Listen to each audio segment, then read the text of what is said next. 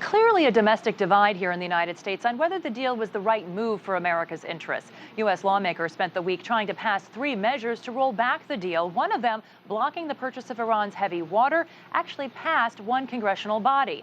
Now, U.S. negotiators are still trying to convince a skeptical public about the deal's merits. Thursday, the U.S. government praised the plan, saying it, quote, removed the threat of a nuclear-armed Iran. Washington says Iran has removed 2/3 of its centrifuges, removed the core of its heavy water research reactor, and blocked a plutonium path to a bomb. Iran's economy, they say, is beginning to benefit from the lifted sanctions, including new foreign direct investment of more than $3 billion US. But Washington also acknowledges that Iran's ballistic missile tests and support for terrorism are still problematic. We'll continue to work at it. There are always potential for hiccups, for a moment of questioning about one component or another.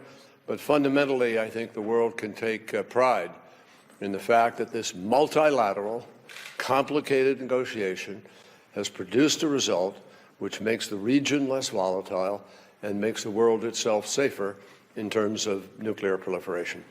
Tehran, meantime, painting a grimmer picture of the economic impact 12 months after those sanctions were lifted. A poll of Iranian sentiment conducted last month shows only 22% of the population strongly approving of the deal. Keep in mind, only the international sanctions have been lifted. Many American ones are still in place, which vastly impacts credit and banking there. The sanctions related to the nuclear issue were lifted. Of course, in some fields, including banking, we still haven't reached the expected level.